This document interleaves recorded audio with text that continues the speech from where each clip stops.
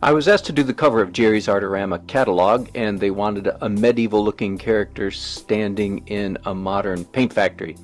So I decided to do it in an etching style. So the first thing I did is go to a costume shop and rent a medieval artist costume, then took a bunch of pictures of myself. I did a pretty careful pencil drawing of the photograph because I wanted to work out some of the values carefully ahead of time. And then I turned it into a poor man's carbon paper. You know this trick, don't you? Take a drawing or a xerographic copy and do either graphite or charcoal on the back of the paper. There you go. And you have instant carbon paper. Then take a ballpoint pen, preferably one with colored ink in it, and trace the image onto the surface. Let's see if that's going to work out okay. Yep, that looks pretty good. And then I took my ampersand Clayboard, really fun stuff, complete with a rigid frame around it, old-fashioned rapidograph pens, and Kohinoor rapidograph Universal Black India ink. Here are the etching tools I'm using. Very simple ampersand scratchboard kit. The very next thing I did is do a ink outline of the entire illustration. Pretty simple.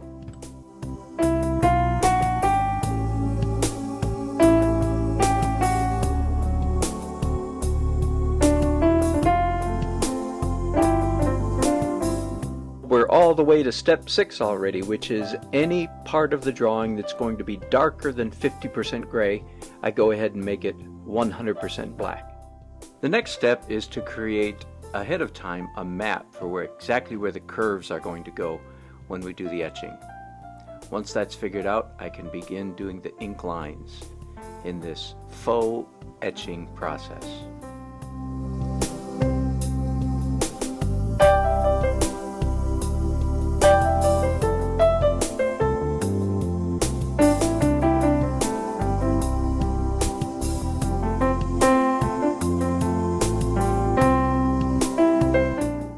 So this is where the real fun part of this faux etching technique takes place. You widen the lines to give the illusion of shadow. I like to widen along one side of each center guideline, then come back and widen on the other side. And then if you so choose, you can do a cross-grain etching the way you see me doing here. Now you understand, don't you, that I keep using the word etching, but real etching is done with a sharp tool in metal, and of course this is just an imitation of that done in Clayboard. It's a lot of fun. I hope you'll give it a try.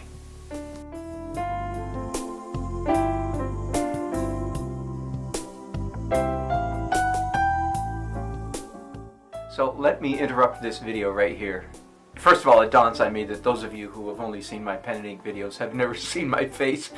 This is me. Sorry if you're disappointed. You recognize my hands though, right? Got it. Okay. Let me show you up close what is really so cool about this Clayboard medium. So let's imagine that I'm doing an illustration and I'm doing some center guidelines, and then I come back and fatten those up a little bit. You've seen this already, right? Okay, there we go. Fatten up the lines. There we go. And then I come in with my etching tool. Is that dry yet? Most of it is. There we go. And I start doing some etching. Let's say I change my mind. I want this line a little bit skinnier than I had it originally. And this line also a little bit thinner. And then I want to cross hatch and take some value out going in this direction. Okay? And then I get that far and I think, oh no, I really don't like that. Now I wish it was darker again. Okay, here's the beauty of Scratchboard. I can come back in right where I just scratched off the ink, and I can put ink back on again, and it doesn't feather, it doesn't flow, it doesn't bleed, it doesn't run away. The next layer of ink lays right on top of that clay without going anywhere. Let's exaggerate that even a little bit more. Again, I say, okay, no, I want this line now a lot fatter, and I want this line fatter. I keep changing my mind. This is the beauty of Clayboard. It is a control freak's paradise. Did you get that? And now I change my mind yet again. And after doing that, I say, no, now I think I want to put a light line right down the middle of that stroke. Well, you got the idea, don't you? Let me just scratch a whole bunch. There we go. There we go. And once again, I change my mind for, what is this now, the 4th time? And I want to darken this again. I'm really getting desperate. I'm really getting carried away this time. I'm going to cover up a whole bunch of stuff.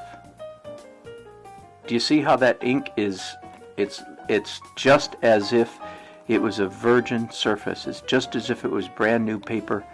It's not bleeding, it's not running, it's not seeping into the fibers nearby. So my pen is not flowing very well. Now, my clay, I don't know if you can see this or not, it actually, there you can see, you see the reflection? So there is a texture left, but it's still, if it's not reflecting, it's a perfectly flat black color. And then of course, I can come in yet again and scratch it again. If I'm careful, I can make those, I can get this etching perfectly smooth. And to tell you the truth, I don't know how many times you could repeat this process. And the answer is until you go all the way through the clay.